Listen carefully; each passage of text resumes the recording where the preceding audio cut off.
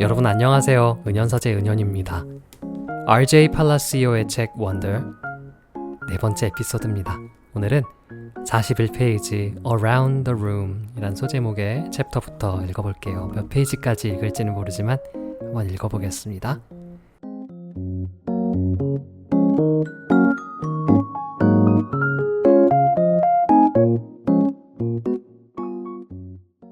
Miss Petosa told us a little about who she was. It was boring stuff about where she originally came from and how she always wanted to teach, and she left her job on Wall Street about 6 years ago to pursue her dream and teach kids. She ended by asking if anyone had any questions, and Julian raised his hand. Yes. She had to look at the list to remember his name. Julian. That's cool about how you're pursuing your dream, he said. Thank you. You're welcome, he smiled proudly. Okay, so why don't you tell us a little about yourself, Julian? Actually, here's what I wanted everyone to do. Think of 2 things you want other people to know about you. Actually, wait a minute. How many of you came from the Beecher Lower School? About half the kids raised their hands. Okay, so a few of you already know each other, but the rest of you, I guess, are new to the school, right? Okay, so everyone think of the 2 things you want other people to know about you.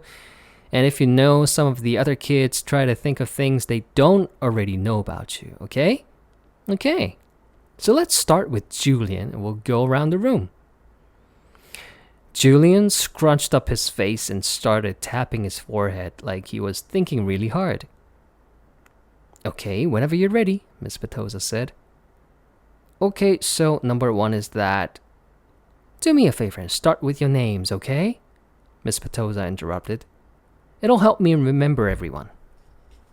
Oh, okay. So my name is Julian, and the number 1 thing I'd like to tell everyone about myself is that I just got Battleground Mystic for my Wii, and it's totally awesome.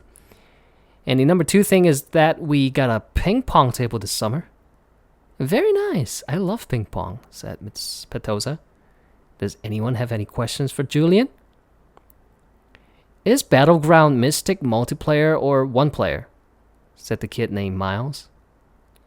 Not those kind of questions, guys, said Miss Petosa. Okay, so how about you? She pointed to Charlotte, probably because her desk was closest to the front. Oh, sure. Charlotte didn't hesitate for even a second, like she knew exactly what she wanted to say. My name is Charlotte, I have 2 sisters, and we just got a new puppy named Suki in July. We got her from an animal shelter and she's so cute. That's great, Charlotte, thank you, said Miss Petosa. Okay then, who's next? Lamb to the slaughter. Like a lamb to the slaughter. Something that you say about someone who goes somewhere calmly, not knowing that something unpleasant is going to happen to them. I googled it last night. That's what I was thinking when Miss Petosa called my name, and suddenly it was my turn to talk. My name is August, I said, and yeah, I kind of mumbled it. What? Said someone. Can you speak up, honey? Said Miss Petosa. My name is August, I said louder, forcing myself to look up. I have a sister named Via and a dog named Daisy, and that's it. Wonderful, said Miss Petosa. Anyone have questions for August? No one said anything. Okay, you're next, said Miss Petosa to Jack. Wait, I have a question for August, said Julian, raising his hand. Why do you have that tiny braid in the back of your hair? Is it like a Padawan thing? Yeah, I nodded. What's a Padawan thing? Said Miss Petosa, smiling at me. Oh, it's from Star Wars, answered Julian. A Padawan is a Jedi apprentice. Oh, interesting, answered Miss Petosa, looking at me. So, are you into Star Wars, August? I guess. I nodded, not looking up because what I really wanted was just to slide under the desk. Who's your favorite character? Julian asked. I started thinking maybe he wasn't so bad. Jango Fett. What about Darth Sidious? He said. Do you like him? Okay, guys, you can talk about Star Wars stuff at recess, said Miss Petosa cheerfully. But let's keep going. We haven't heard from you yet, she said to Jack. Now it was Jack's turn to talk. But I admit, I didn't hear a word he said. Maybe no one got the Darth Sidious thing, and maybe Julian didn't mean anything at all. But in Star Wars Episode 3, Revenge of the Sith, Darth Sidious' face gets burned by Sith lightning and becomes totally deformed. His skin gets all shriveled up and his whole face just kind of melts. I peeked at Julian and he was looking at me. Yeah, he knew what he was saying. Choose kind. There was a lot of shuffling around when the bell rang and everybody got up to leave. I checked my schedule and I was set my next class was English, room 321. I didn't stop to see if anyone else from my homeroom was going my way. I just zoomed out of the class and down the hall and sat down as far from the front as possible. The teacher, a really tall man with a yellow beard, was writing on the chalkboard. Kids came in laughing and talking in little groups, but I didn't look up. Basically, the same thing that happened in homeroom happened again. No one sat next to me except for Jack, who was joking around with some kids who weren't in our homeroom. I could tell Jack was kind of kid other kids like. He had a lot of friends. He made people laugh. When the second bell rang, everyone got quiet and the teacher turned around and faced us. He said his name was Mr. Brown, and then he started talking about what he would be doing this semester. At a certain point, somewhere between A Wrinkle in Time and Shen of the Sea, he noticed me, but kept right on talking. I was mostly doodling in my notebook while he talked, but every once in a while, I would sneak a look at the other students. Charlotte was in this class. So were Julian and Henry. Miles wasn't. Mr. Brown had written on the chalkboard in big block letters, Precept. Precept. Okay, everybody write this down at the very top of the very first page in your English notebook. As we did what he told us to do, he said, okay, so who can tell me what a precept is? Does anyone know? No one raised their hands. Mr. Brown smiled, nodded, and turned around to write on the chalkboard again. Precepts equals rules about really important things. Like a motto? Someone called out. Like a motto, said Mr. Brown, nodding as he continued writing on the board. Like a famous quote, like a line from a fortune cookie. Any saying or ground rule that can motivate you. Basically, a precept is anything that helps guide us when making decisions about really important things. He wrote all of that on the chalkboard and then turned around and faced us. So, what are some really important things? He asked us. A few kids raised their hands, and as he pointed at them, they gave their answers, which he wrote on the chalkboard in really, really sloppy handwriting. Rules, schoolwork, homework. What else? He said as he wrote, not even turning around. Just call things out. He wrote everything everyone called out. Family, parents, pets. One girl called out the environment. With the environment. He wrote on the chalkboard and added our world. Sharks, because they eat dead things in the ocean, said one of the boys, a kid named Reed, and Mr. Brown wrote down sharks, bees, seatbelts, recycling, friends. Okay, said Mr. Brown, writing all those things down. He turned around when he finished writing to face us again. But no one's named the most important thing of all. We all looked at him, out of ideas. God? Said one kid. And I could tell that even though Mr. Brown wrote "got down," that wasn't the answer he was looking for. Without saying anything else, he wrote down who we are. Who we are, he said, underlining each word as he said it. Who we are. Us, right? What kind of people are we? What kind of person are you? Isn't that the most important thing of all? Isn't that the kind of question we should be asking ourselves all the time? What kind of person am I? Did anyone happen to notice the plaque next to the door of the school? Anyone read what it says? Anyone? He looked around, but no one knew the answer. It says, "Know thyself," he said, smiling and nodding. And learning who you are is what you're here to do. I thought we were here to learn English, Jack cracked, which made everyone laugh. Oh yeah, and that too, Mr. Brown answered, which I thought was very cool of him. He turned around and wrote in big, huge block letters that spread all the way across the chalkboard. Mr. Brown's September Precept. When given the choice between being right or being kind, choose kind. Okay, so everybody, he said, facing us again, I want you to start a brand new section in your notebooks and call it Mr. Brown's Precepts. He kept talking as we did what he was telling us to do. Put today's date at the top of the first page, and from now on, at the beginning of every month, I'm going to write a new Mr. Brown precept on the chalkboard. And you're going to write it down in your notebook.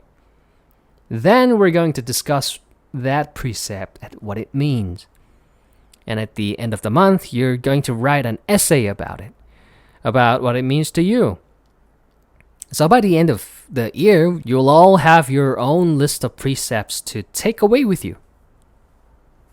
Over the semester, I ask all my students to come up with their very own personal precept, write it on a postcard, and mail it to me from wherever you go on your summer vacation. People really do that? Said one girl whose name I didn't know. Oh yeah, he answered. People really do that. I've had students send me new precepts years after they've graduated from the school, actually. It's pretty amazing. He paused and stroked his beard. But anyway, next summer seems like a long way off, I know, he joked, which made us laugh. So everybody relax a bit while I take attendance, and then we're finished with that. I'll start telling you about all the fun stuff we're going to be doing this year in English.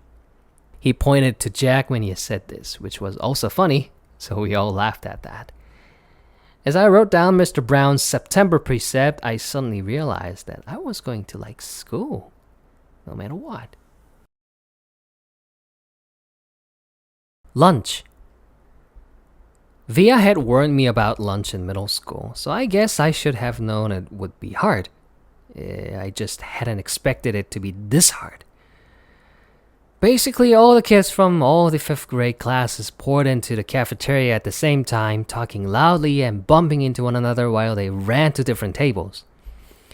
One of the lunchroom teachers said something about no seat saving allowed, but I didn't know what she meant, and maybe no one else did either, because just about everybody was saving seats for their friends. I tried to sit down at one table, but the kid in the next chair said, "Oh, sorry, but somebody else is sitting here." So I moved to an empty table and just waited for everyone to finish stampeding and the lunchroom teacher to tell us what to do next. As she started telling us the cafeteria rules, I looked around to see where Jack Will was sitting, but I didn't see him on my side of the room. Kids were still coming in, and as the teacher started calling the first few tables to get their trays and stand on line at the counter, Julian, Henry, and Miles were sitting at a table toward the back of the room. Mom had packed me a cheese sandwich, graham crackers, and a juice box, so I didn't need to stand on the line when my table was called. Instead, I just concentrated on opening my backpack, pulling out my lunch bag, and slowly opening the aluminum foil wrapping of my sandwich. I could tell I was being stared at without even looking up. I knew that people were nudging each other, watching me out of the corners of their eyes. I thought I was used to those kinds of stares by now, but I guess I wasn't. There was one table of girls that I knew were whispering about me because they were talking behind their hands. Their eyes and whispers kept bouncing over to me. I hate the way I eat. I know how weird it looks. I had a surgery to fix my cleft palate when I was a baby, and then a second cleft surgery when I was 4. But I still have a hole in the roof of my mouth. And even though I had a jaw alignment surgery a few years ago, I have to chew food in the front of my mouth. I didn't even realize how this looked until I was at a birthday party once, and one of the kids told the mom of the birthday boy he didn't want to sit next to me because I was too messy with all the food crumbs shooting out of my mouth. I know the kid wasn't trying to be mean, but he got in big trouble later, and his mom called my mom that night to apologize. When I got home from the party, I went to the bathroom mirror and started eating a saltine cracker to see what I looked like when I was chewing. The kid was right. I eat like a tortoise. If you've ever seen a tortoise eating like some prehistoric swamp thing. The summer table. Hey, is this seat taken? I looked up, and a girl I never saw before was standing across from my table with a lunch tray full of food. She had long, wavy brown hair and wore a brown t-shirt with a purple peace sign on it. No, I said. She put her lunch tray on the table, plopped her backpack on the floor, and sat down across from me. She started to eat the mac and cheese on her plate. Ugh, she said after swallowing the first bite. I should have brought a sandwich like you did. Yeah, I said, nodding. My name is Summer, by the way. What's yours? August. Cool, she said. Summer! Another girl came over to the table carrying a tray. Why are you sitting here? Come back to the table. I was too crowded, Summer answered her. Come sit here. There's more room. The other girl looked confused for a second. I realized she had been one of the girls I had caught looking at me just a few minutes earlier, handcuffed over her mouth, whispering. I guess Summer had been one of the girls at that table too. Never mind, said the girl, leaving. Summer looked at me, shrugged, smiled, and took another bite of her mac and cheese. Hey, our names kind of match, she said as she chewed. I guess she could tell I didn't know what she meant. Summer? August? She said, smiling, her eyes open wide, as she waited for me to get it. Oh, yeah, I said after a second. We can make this the summer-only lunch tables, she said. Only kids with summer names can sit here. Let's see, is there anyone here named June or July? There's a Maya, I said. Technically, May is spring, Summer answered. But if she wanted to sit here, we could make an exception. She said it as if she would actually thought the whole thing through. There's Julian, that's like the name Julia, which comes from July. I didn't say anything. There's a kid named Reed in my English class, I said. Yeah, I know Reed. But how is Reed a summer name? She asked. I don't know, I shrugged. I just picture like a reed of grass being a summer thing. Yeah, okay, she nodded, pulling out her notebook. And Miss Petosa could sit here too. That kind of sounds like the word petal, which I think of as a summer thing too. I have her for homeroom, I said. I have her for math, she answered, making a face. She started writing the list of names on the second to last page of her notebook. So, who else? By the end of lunch, we had come up with a whole list of names of kids and teachers who could sit at our table if they wanted. Most of the names weren't actually summer names, but they were names that had some kind of connection to summer. I even found a way of making Jack Will's name work by pointing out that you could turn his name into a sentence about summer. Like, Jack will go to the beach, which Summer agreed worked fine. But if someone doesn't have a summer name and wants to sit with us, she said very seriously, we'll still let them if they're nice. Okay? Okay, I nodded, even if it's a winter name. Cool beans, she answered, giving me a thumbs up. Summer looked like her name. She had a tan, and her eyes were green like a leaf. 1 to 10. Mom always had this habit of asking me how something felt on a scale of 1 to 10.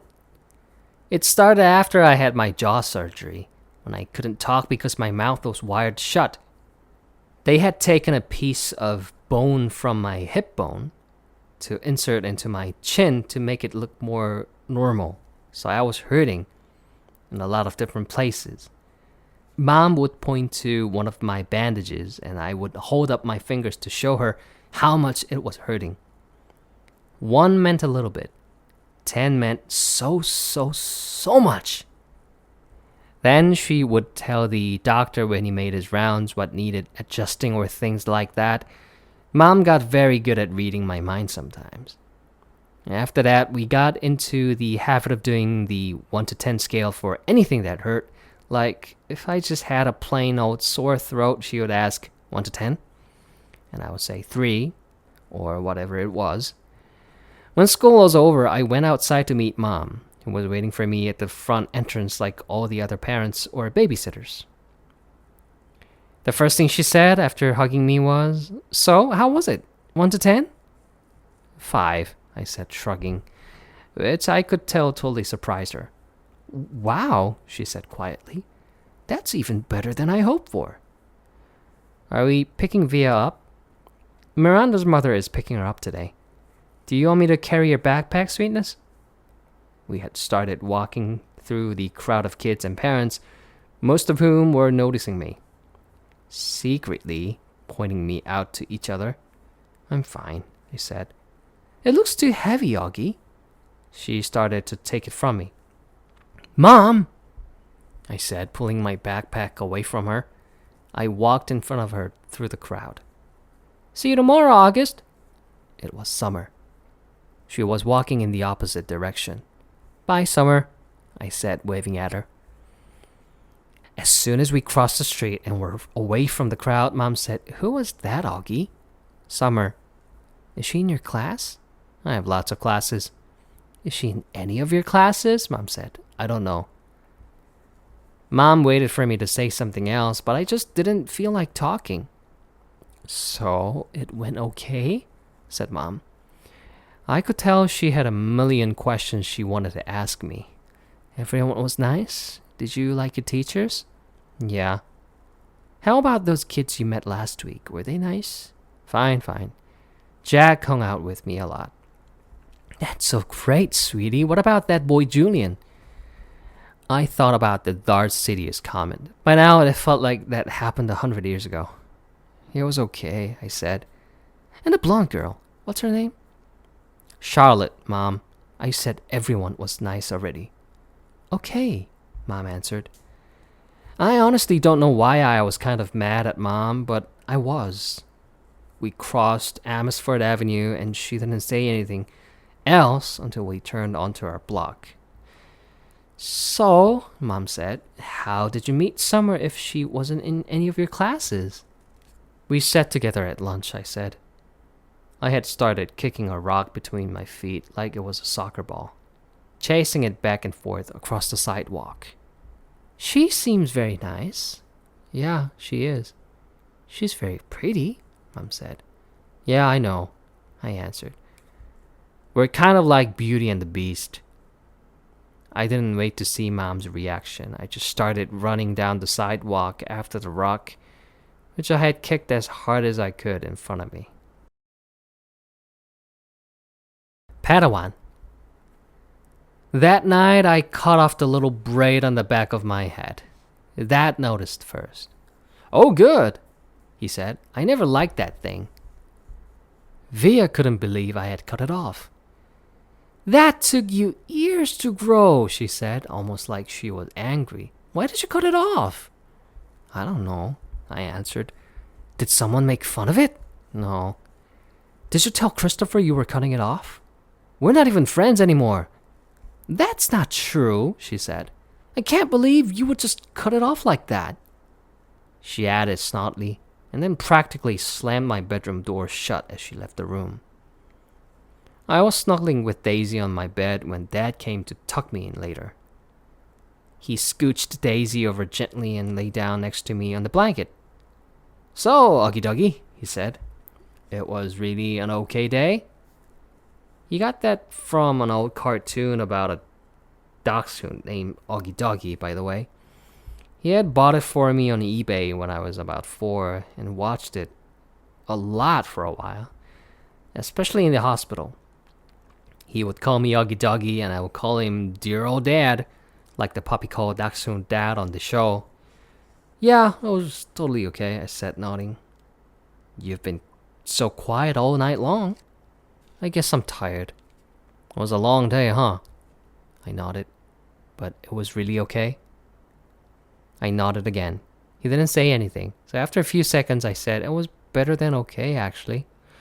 Well, that's great to hear, Augie, he said quietly, kissing my forehead. So, it looks like it was a good call Mom made. You're going to school? Yeah, but I could stop going if I wanted to, right? That was the deal, yes, he answered. Though I guess it would depend on why you wanted to stop going too, you know? You'd have to let us know. You'd have to talk to us and tell us how you're feeling, if anything bad was happening, okay? You promised you'd tell us? Yeah. So can I ask you something? Are you mad at Mom or something? You've been kind of huffy with her all night long. You know, Augie, I'm as much to blame for sending you to school as she is. No, she's more to blame. It was her idea. Mom knocked on the door just then and peeked her head inside my room. Just wanted to say goodnight, she said. She looked kind of shy for a second. Hi, Mama, Dad said, picking up my hand and waving it at her.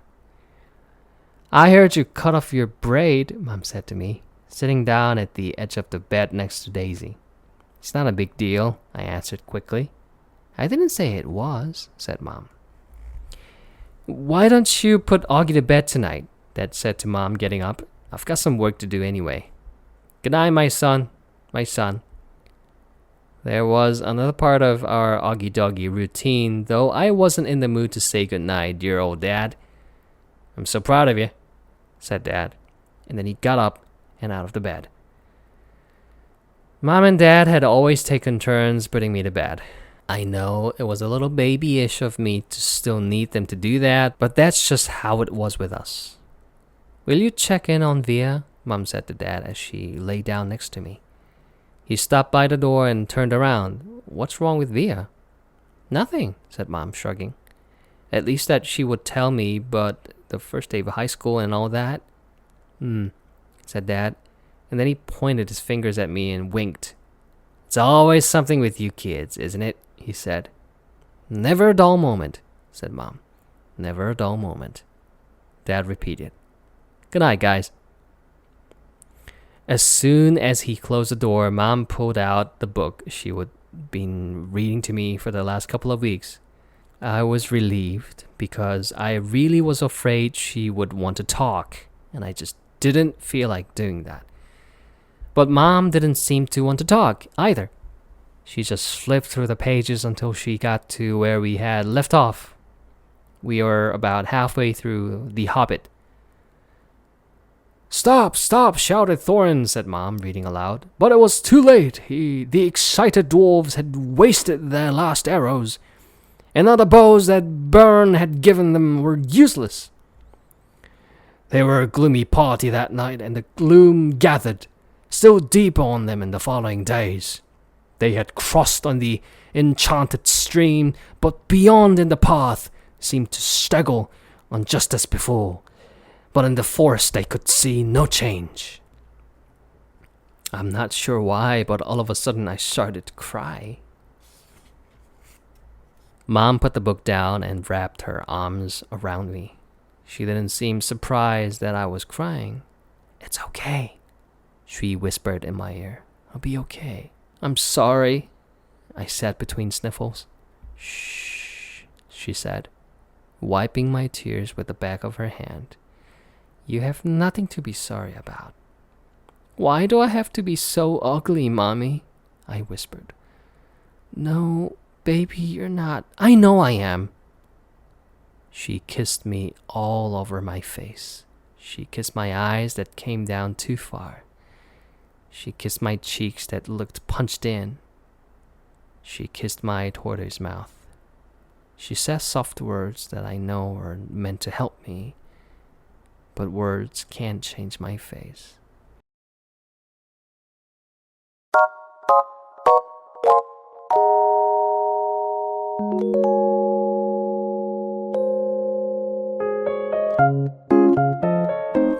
오늘은 60페이지까지 함께 읽어봤습니다. 마음이 아파서 엄마 품에 안겨 갑자기 울음을 터뜨린 오기의 이야기를 들으니 저도 같이 속상해지는데요. 앞으로 학교 생활을 어떻게 이어갈지 응원하는 마음으로 함께 해주시면 좋겠습니다. 다음 에피소드에서는 Wake Me Up When September Ends 라는 소제목의 에피소드부터 읽어드릴게요. 오늘은 41페이지부터 60페이지까지 읽어봤습니다. 오늘도 은현서재와 함께 해주셔서 고맙습니다. 다음 에피소드에서 뵐게요.